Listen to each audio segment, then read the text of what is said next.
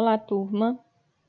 Nossa videoaula de hoje é para falar sobre o subgrupo vertebrada, especificamente sobre a classe Reptilia, ou os répteis. Nessa classe a gente vai ver agrupados as cobras, os lagartos, os jacarés, as tartarugas, que em conjunto representam aproximadamente 6.000 espécies. O que esses animais têm em comum? Eles têm um corpo recoberto por escamas, e aí essa superfície corporal alterada acaba garantindo uma adaptação desse animal à sobrevivência no ambiente terrestre. Isso porque esse tegumento, agora bastante queratinizado, ele vai representar uma economia de água, já que o animal perde a capacidade de evapotranspiração pela pele. Uma outra característica que chama atenção no que diz respeito aos répteis é que eles reproduzem independentemente do meio aquático e essa independência do meio aquático ela vai decorrer justamente do fato de que esses animais apresentam uma fecundação interna e um desenvolvimento dentro de um ovo, agora com casca calcária. A principal excreta nitrogenada, quando a gente aborda os répteis, é o ácido úrico, que vai representar também uma estratégia importante para a economia de água dentro do organismo desse animal.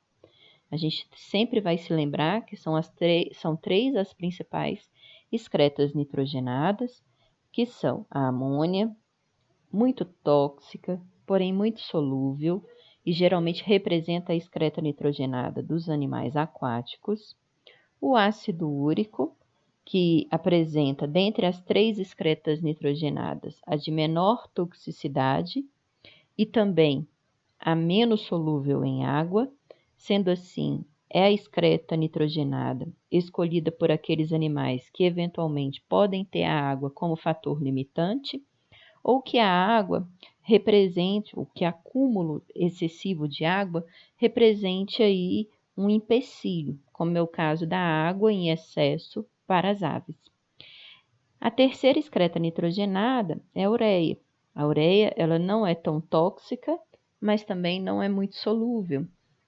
Então, ela tem uma toxicidade e uma solubilidade intermediária, que geralmente é a excreta nitrogenada, escolhida por aqueles animais em que a água não necessariamente é um fator limitante à sobrevivência, que é o caso, então, dos mamíferos, né?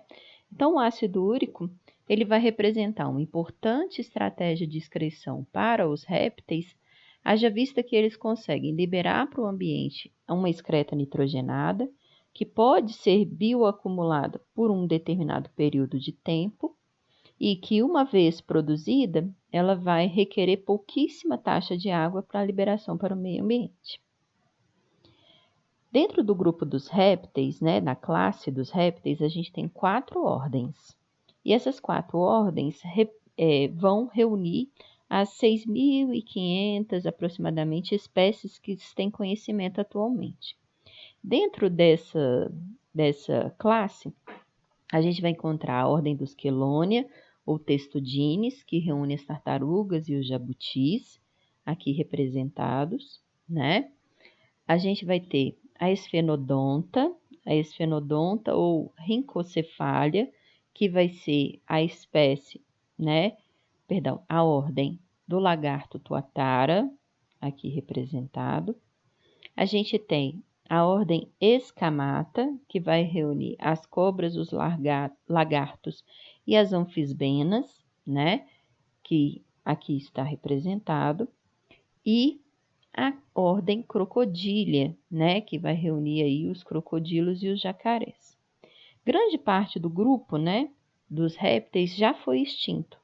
Então, estudos paleontológicos já permitiram reconhecer aproximadamente 25 ordens de répteis já extintas, dentre as quais a gente vai encontrar a ordem dos dinossauros. Quais as características gerais observadas, né, na grande maioria dos répteis? Esses animais eles têm uma importante capacidade de termorregulação. Isso porque, né, eles são ectotérmicos, então a sua temperatura corporal ela é influenciada pela temperatura temperatura ambiental. Então, se o ambiente estiver muito quente, existe uma tendência da temperatura desses animais aumentar.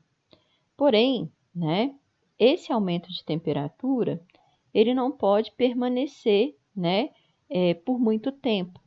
Isso porque nós sabemos que as proteínas, né, em especial as enzimas, elas têm uma capacidade de desnaturação tanto por variações de pH quanto por variações de temperatura.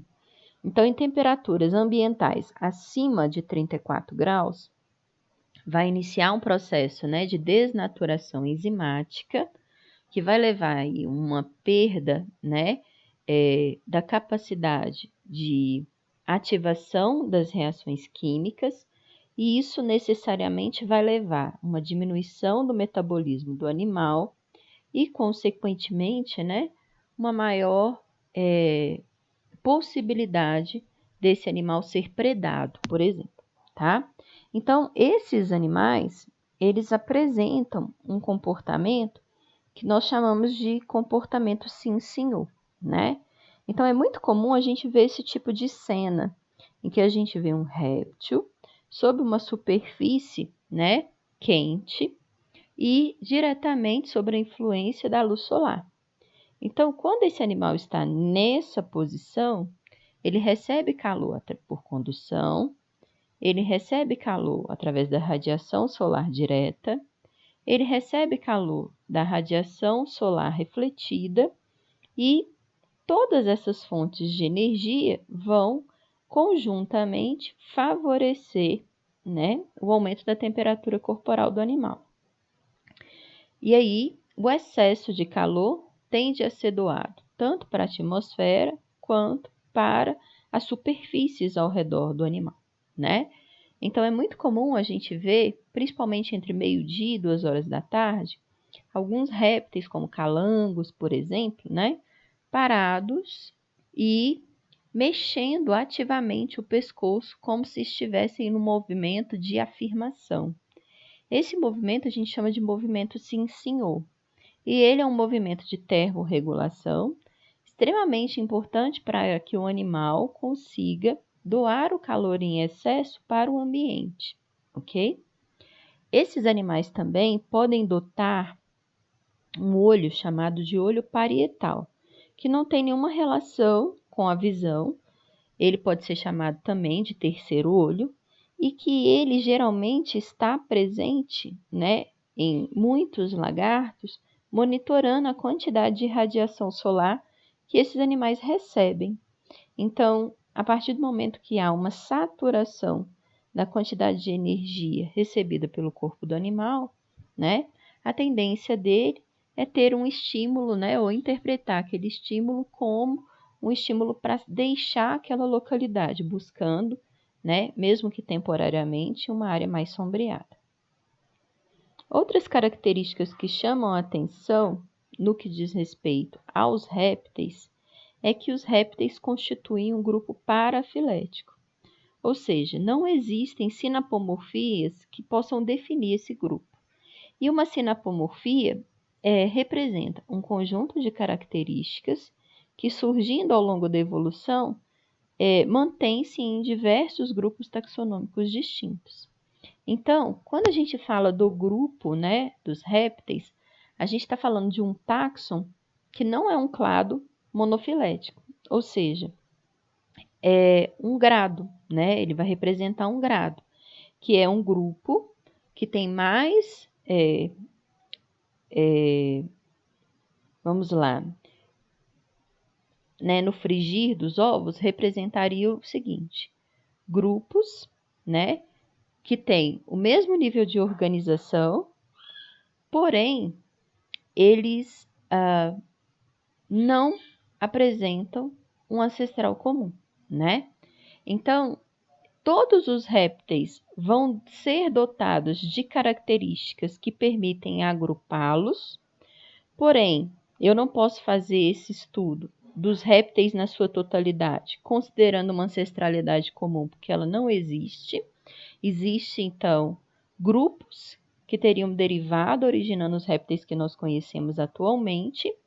E todos esses animais viventes atualmente, eles vão apresentar características que são mais evoluídas que as características observadas nos anfíbios e menos evoluídas do que as características que nós observamos nas aves e nos mamíferos.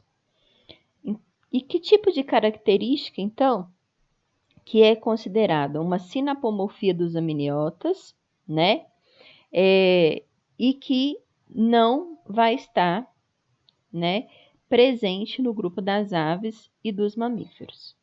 A gente vai falar, então, que os répteis, né, em conjunto, apresentam uma respiração pulmonar predominante. Isso porque esses animais eles tiveram uma ampliação da sua capacidade respiratória e da sua área, né, de hematose. A respiração cutânea, que era extremamente importante para os anfíbios, nos répteis ela não tem destaque. A fertilização desses animais, que até então era externa, passa a ser interna. Existe, então, a figura de um órgão de cópula. A maioria dos répteis é ovípara, ou seja, ela vai botar ovos amnióticos, ou seja, ovos que têm amnion, que é uma bolsa preenchida por líquido que vai hidratar o embrião em desenvolvimento, vai protegê-lo contra choques mecânicos. E esse ovo é um ovo com casca calcária, né? A presença de garra na ponta dos dedos é uma característica presente e compartilhada em todos os animais que nós consideramos répteis. Eles todos também têm a cornificação da pele, né? E aí, se essa pele é córnea, ela apresenta pouquíssimas glândulas na sua mucosa. O esqueleto desses animais, ele é extremamente ossificado e eles apresentam duas vértebras sacrais que são ligadas à cintura pélvica, que estão relacionadas aí, né, à locomoção. Existe também uma maior atividade metabólica desses animais, que está diretamente relacionado com a manutenção de uma temperatura corporal elevada. Por isso que é comum nós chegarmos nos zoológicos ao meio-dia, 13h e encontrarmos todos os animais buscando sombra, à exceção dos répteis que estão expostos a sol a pino. E é uma divisão mais completa, né? Há uma divisão mais completa do coração desses animais, favorecendo aí uma diminuição da mistura sanguínea, né? Então, se eu não tenho mistura, ou se eu tenho pouca mistura sanguínea, o coração desse animal precisa trabalhar menos vezes para circular a mesma quantidade de oxigênio que o coração de um mamífero, por exemplo, circularia, né? Então, essa adaptação cardíaca também representa uma vantagem. No caso dos répteis em geral, esse coração é tricavitário, 2 átrios e um ventrículo, havendo mistura sanguínea no ventrículo. E no caso dos crocodilianos, é um único grupo de réptil que é detentor, né, de 4 cavidades sanguíneas, né? E aí, quando 4 cavidades sanguíneas aparecem, aí deixa de existir mistura sanguínea. Aqui a gente tem alguns exemplos, né, de répteis.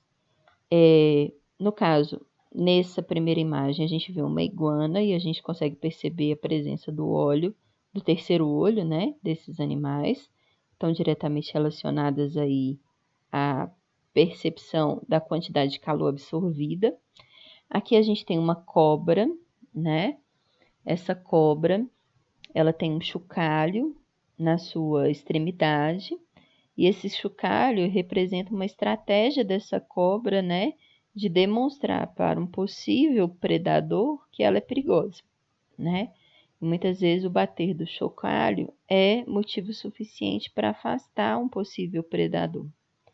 E nessa terceira imagem, a gente tem, né, a cópula entre um macho e uma fêmea, Observem que o macho é bem maior do que a fêmea, né? E a fêmea, então, uma vez que ela esteja fertilizada, ela vai escolher, ela vai retornar à sua praia de origem, ela escolhe um ninho, ela bota seus ovos, tampa seus ovos e volta para o ambiente aquático. No que diz respeito ao sistema respiratório, né? A pele desses animais é extremamente escamosa e seca, o que acaba reduzindo a capacidade de respiração cutânea. No entanto, esses animais têm um aumento da superfície respiratória pulmonar, que muitas vezes justifica o aumento do porte do animal. O pulmão deles é um pulmão aspirador, que é ventilado por mudanças de forma e pressão na cavidade torácica. E o lagarto tem, né, um dos pulmões maior do que o outro, enquanto as cobras têm uma tendência a não ter um dos pulmões. Com isso, a gente falou sobre as principais características do grupo dos répteis. Eu espero ter conseguido auxiliar vocês e até a próxima oportunidade, turma.